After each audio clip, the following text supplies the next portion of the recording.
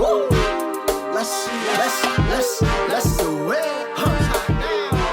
Ladies and gentlemen, now introducing to the mics. I always had the style to pop. 100 on my fist and 100 on my watch. What is up, people? Hey, thanks for tapping in with VinnyVin. That's me. For those who made it all the way to episode 6, y'all some real ones. If this is your first time tuning in, appreciate you. Thanks for joining. Go ahead and freaking pull up a chair or whatever. Or if you're driving to work, drinking a coffee, going in the carpool lane, hopping out of the carpool lane, making sure there's no cops behind you because you don't want to freaking get a ticket on the way to work. That's the worst thing. Or if you're in a freaking warehouse, you got the headphones in. You got you a little freaking parcel, and you got to go run it all the way to freaking Orange Belt. I've been there. But anyways, however you listening, thanks for joining. It's episode 6. 6th week in a row dropping something. That's kind of cool. I like that. Consistency. Put that consistency in your life. Just show up. You say you're going to do something, you freaking do it, Like Nike, just freaking do that shit, boy. And I'm freaking over here on a 3-day weekend. You didn't miss out. You're probably like, what? There was a 3-day weekend? What the fuck? How come nobody emailed me? No. This 3-day weekend was just for me. I had that freaking bereavement weekend. Had that extra Friday off. That bereavement weekend, boy. I was anytime you get a 3-day weekend though, you just feel in party mode. You feel like you're just freaking your freaking feet start tapping. You start tap dancing or whatever. And so that's how I've been kind of just amped up this whole since Friday. So yeah, it was a bereavement weekend. Friday I didn't go to work. We went ahead and celebrated my grandpa's funeral, We all got together as a family. So shout out my grandpa for, getting me a day off again. I feel like I just had one for the MLK Day. I got another one for bereavement. And just like MLK, my grandpa, I'm not going to disrespect, but my grandpa was his own legend. He was one of those ones that I was just happy to be around. And everything he said, he accomplished and did. I think he lived his life to the fullest, actually. Even the way he went out on his own terms, So I'm just happy to be a part of that. It's not really a sad time. We were all just kind of celebrating as a family, But it's a funeral, so those events are kind of interesting, The whole family's coming down. You got to go catch people up to speed on what you've been up to. People are like, oh, what you been up to? You got to tell one person, and then it's like a freaking lunch line of people asking you how you been, One person asks you how you doing, you tell them. The next person's right behind them, you got to tell them, So, events like that could just be kind of like draining. At first, I didn't want to go. I was kind of looking for every way not to go. And not because I don't like my family or anything like that. It's more like I just, that stuff is draining, You got to prepare yourself mentally just to be around all those people. Because I'm very sociable. I like to talk, and especially my family. We're all cool and close, but it's a funeral, so people are emotional. You got to help them grieve. You don't want to just be there and not have sympathy. So you got to prepare yourself for that kind of stuff. There was a lot of interesting moments at the ceremony. I think the first thing that was pretty interesting that I noticed was we had a freaking priest there, right? And they're just dripped out all the time. Anytime you see a priest, they just look like a curtain that's hanging out in a freaking museum, So anytime you see a freaking priest, they got that shit on them. They got that freaking they got those freaking drapes on them, And it was pretty cool. He was out there with his freaking cross in one hand, telling a prayer, freaking flipping through the Bible, reading some scriptures, right, with one hand. He looked like a religious freaking DJ or whatever, going through Genesis, going all the way to freaking First Timothy or whatever. And that was pretty cool. Our ceremony was actually super short. It was like probably 30 minutes.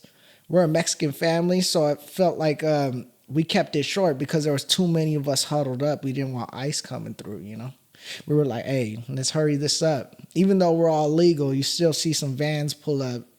You know, you get kind of, you start questioning if you're legal. You're like, am I? Did we cross the border to get here? How we get here? What freeway did we take today? You know? And yeah, those freaking ICE people, they don't play, you know? It don't matter if you're legal or not. Don't matter if you speak English or whatever. And they'll ask you for your papers. So there was too many of us for us to have a long ceremony. You know, at some point, some suspicion would probably come up. You know, those freaking ICE agents don't play, though. They'll bury somebody up from the 1800s just to, deport them. Yeah, I was freaking walking around, right? And I'm seeing dates from like all the way to 1800s. Because it's like one of those, what is it called? It's a tombstone area, right? There's all different types of tombstones. And I'm looking at the dates. First, I'm looking at names and pictures. I'm like, damn, Judith was born in the 1800s? That's kind of crazy, you know? And I just start thinking, like, all these old-ass ghosts are probably like, hey, get off my freaking tombstone, you know? They're probably saying hateful words towards us because it's the 1800s. I don't know how they talk. You think about the 1800s, people living out there, though. It's like, that doesn't even seem real, you know? So long ago, 1800s. Yeah, apparently there's some grandma it's like my grandma's grandma. She was born in that 1863. I was like, God damn. She sounds like a freaking wine or something like that, you know? It doesn't seem real. But, yeah, it was pretty cool, though. So the actual ceremony itself was nice. You know, we probably had like 20 chairs. It wasn't a big event or anything. Funerals are always kind of interesting, though, because you get all types of emotions, you know. You get people kind of like emotional and shit, you know. Some people, they're crying because they're really close to my grandpa or whatever. And the other people, they're just crying just to like get the attention on them for a little bit. There's that one time of the year everyone's around, they want to freaking show off or whatever. So people start crying, like, you know, just crying for no reason. You're like, damn, who is this guy? Like, what part of the family is this guy from or whatever? You know, so you'll have people just freaking bawling, just crying, freaking tears coming down their freaking face or whatever. Freaking river of freaking tears just coming out. And, you know, just water going all the way down to their freaking legs, bro. Just going down. And you'll have other people with sunglasses, you know, just not trying to cry at all. You know, I'm not crying, dog. I'm not fucking crying, dog. I don't fucking cry, dog. Like, they're trying to act hard like they don't cry. So, you know, that's how funerals work. You'll get people trying to act tough, like, I don't fucking cry, dog. I miss them, but I won't cry. I won't cry for them, you know? And, yeah, so people wearing nice clothes during the funeral, you know? I mean, I wore my suit. Boom. I put a suit on, look fresh. I wore a nice-looking suit because one thing about my grandpa was he was always fresh. Don't matter what he was doing.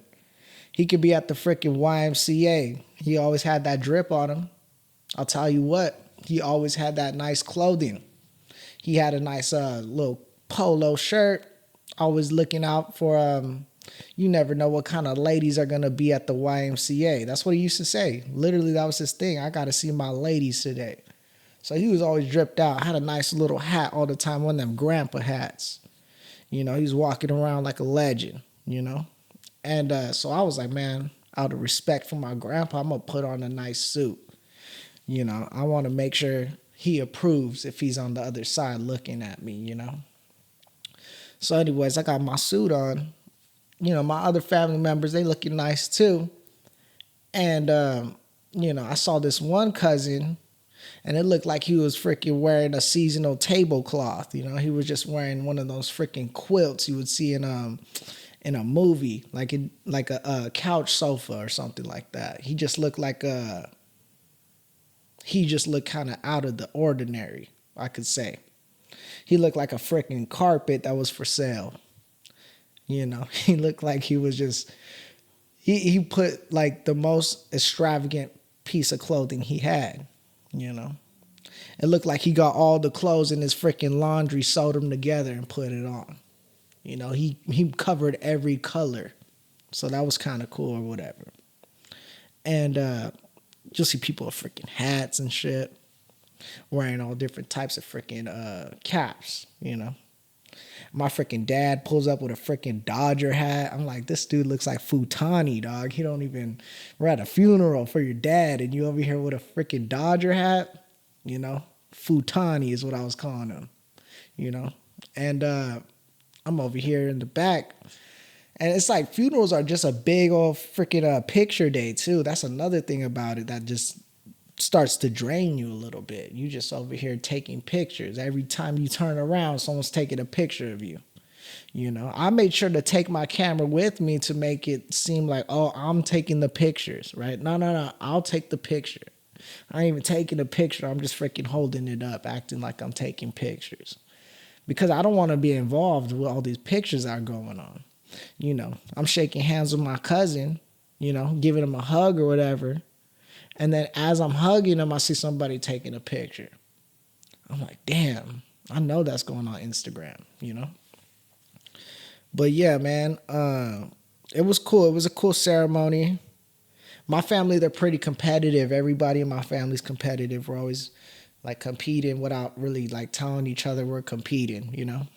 And it's healthy competition. I think it's because we're all men in our family, you know? There's a couple women, obviously, but like, most of us are guys, you know, the boys. So we get together and, you know, people start giving out speeches. Somebody got to go up next and give the best speech, you know. So it got kind of interesting with all the speeches. There's people just going back. You know, it was like an open mic. It was like, go ahead and give a speech for Grandpa. You know, first come, first serve.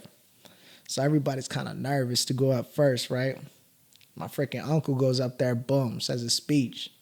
And then out of nowhere, my dad's like, all right, I'm going to drop a speech on him. You know, then people just start going up. You know, I saw this one guy, he wasn't even part of the family trying to give a speech. He was like, hey, you know, I want to say, you know, blessings to the family. I'm like, get this guy off the fucking stage. Who the fuck is that guy, you know? You ain't gonna cut me in line when it comes to giving a speech. I'm going to give that speech, you know? I didn't know what to say, though, because it's like, it just felt like we were all repeating the same things, you know, about my grandpa. Because we all felt the same way about him. And I just didn't want to go up there and just keep repeating what somebody else said. And I was like, man, I was just like, hey, shout out Gramps, you know. Wishing you safe travels to the other side and things like that. If you here right now, give us a sign, you know. I was trying to see if he was around for a little bit. And, yeah, man, that was pretty cool, though. We had a good time. And it's funny, during the freaking funeral, you know, you'll have somebody just coming out, shouting things out. You know, there's a lot of shouting going on at the funeral. People like, oh, you know, he's gone. He shouldn't have gone. You know, it's still too early for him. He had so much life left. Why is he going so soon? Why is God taking people from us without giving us answers? I'm like, dude, relax. My grandpa was freaking 90, you know? Like, what do you mean he was gone too soon? Without answers, it's freaking natural causes is the answer, you know? What answers are you searching for? It's kind of what I was thinking. But anyways, after the funeral, it was pretty cool. We ended up, you know, linking together as a family. We went to go have like a dinner or whatever. Had a nice dinner at my uncle's house. Had food, all types of drinks. Had a mariachi guy there playing my freaking grandpa's favorite songs or whatever. He was playing that freaking Spanish Gunna, you know.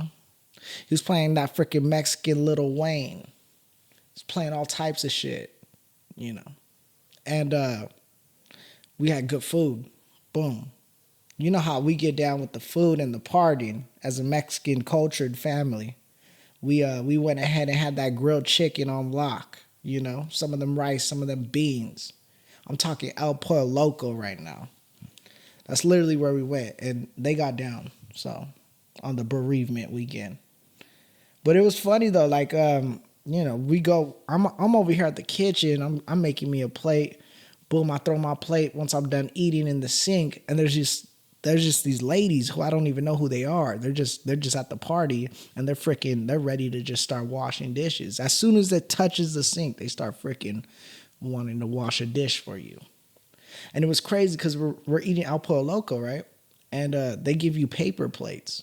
So as soon as I put the freaking plate, I don't even know why I'm by the sink. I just know I see these Mexican ladies, so I'm like, I'm gonna give them something to do. They look kind of eager, they're just ready. They'll wash a paper plate for you, So it was one of those type of things. It was fun. Had some drinks, did a cool little toast as a family. Drank some tequila,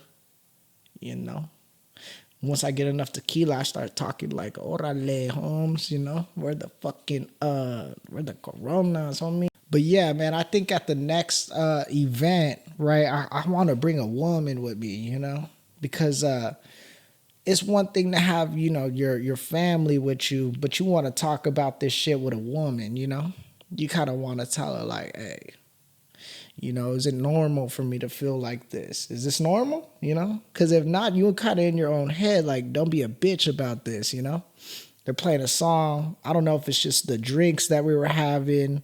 Like, why am I freaking tearing up right now? Is this normal? Is one of the things I always ask myself. Should I be feeling like this? And if you don't have a woman and you're just a man, you're trying to figure it out, but you ain't really good at that kind of stuff, At least I'm not. I'm not emotionally aware, you could say. So I think at the next one, I want to make sure, not even funeral, just the next family event, I'm going to try bringing a woman with me, Because it's fucked up. I even see my little cousins with a woman. I'm like, what grade is this fool in? This is like the third girl he's had. He's only like in 8th grade. God damn, bro. I need to step my pimping up is what I feel half the time. So it was pretty cool. I mean, we had a great time, actually. We had a good family vacation time, you could say. It felt like a vacation, everybody coming in from different states. My family's kind of spread out. Everybody started moving. I had one cousin from Alaska come down, another cousin from freaking Florida. He's Cuban, so he probably took a freaking boat over there or whatever. And then I had another cousin from Texas. We all just kind of getting together for this bereavement. And I'm saying bereavement a lot because this is like the first time I've ever really used that word before. It's kind of cool to use. It's almost like a new word that I've never really known. So I'm just trying to memorize it by using it so many times. That's the kind of person I am. I'll use it like 10 times just to remember it, And you got to see people you haven't seen since you were a little kid or whatever. You were like an Apple iPad last time I seen you. I was like, damn. But that couldn't be me because I've never been a square is what I told them. I was like, that couldn't be me. No, couldn't be. You got me mistaken, buddy. So yeah, it was pretty cool. But I think at the next one for sure, like the next family event, I want to try bringing me like a woman. And I'm getting to that age where people are like, what's going on, Vince? Like, you gonna pop out with something? You gonna show off a little trophy one day or what? And I'm like, damn, I'm freaking trying out here, But it's tough though. I think a lot of it is just not wanting to bring anybody. You don't want to bring a freaking goblin to the next Thanksgiving or whatever. So, and then I had a date, which was kind of cool. I was kind of excited about it. The one I met at the freaking chess club. And then we get together or whatever, and she freaking drops an eggshell on me or a bombshell. She like, oh, I'm moving back to Guatemala. I'm like, damn. You know? Can we fuck at least before you leave? That's what I wanted to ask. I didn't ask it. I was still trying to be a gentleman about it. But, I was thinking like, I could send you back with some, with your tenderloins tendered, you know what I mean? Like I can do that for you if you need it, But, yeah, she ended up moving to Guatemala. I'm like, the fuck is out there? And apparently she's from out there. So I was like, oh, okay, cool, whatever. So I had to kind of like tell her like, all right, well, it is what it is. What are you going to do? And then she was kind of like, I think she was expecting me to be like, I'll move with you. But I'm like, I'm not moving to fucking Guatemala, bro. So, yeah, man, we back on the prowl or whatever. What was that one fool, that black dude? He was, there's some video where he freaking growls or whatever. Sounds funny. But yeah, man, I was like, man, I don't think she would go all the way out of her way, like move to Guatemala not to hang out with me. That would be kind of fucking crazy. I don't think that is the case though, but who knows? And, yeah, man, other than that, I mean, things have been great. I'm over here freaking, doing my thing. I did another stand-up set, which was kind of cool. Got some laughs. So that was pretty exciting for my second try, I thought it was decent. I think I just, I freaking froze up this time. I didn't like the way I froze up, I was like, I don't even got no ice on and I'm over here freezing and shit. Like, come on now. You can't be freezing with no freaking ice on you. You freeze and stunt when you got that freaking ice on you, Let them take a look at that shit. Take a fucking gander at that shit, Kind of take a nice little fucking peep at that fucking ice I got on. I just need to freaking go out there and start, finding women in different areas, Because I just work all day. So I feel like the women I see, I don't want a freaking HR complaint or whatever. I don't want to go into work and freaking, holler at the freaking receptionist when I walk into a business and now they're like, that person's banned or whatever. No solicited and it's just a picture of me or whatever. So, and I got to freaking find somewhere to go, I'm over here having a freaking crush on people who are just doing their job, like at a freaking Starbucks, I'm over here like, oh, this chick remembered my drink. She must be into me, searching for that affection or whatever. Yeah, man. So I want to just, I don't know. I'm going to start meeting some women. And I guess I'll just look at, places that people usually look, like in the freaking, in the library or whatever. And not the library, the strip club, because I was looking there too. But, it was becoming a problem. It would just turn it into me spending too much money, dog. It was just one of those things. And the problem is I actually like everything about a strip club. I like the music. They're usually playing that hip-hop. I'm a hip-hop fan. They're playing that music. They got great customer service.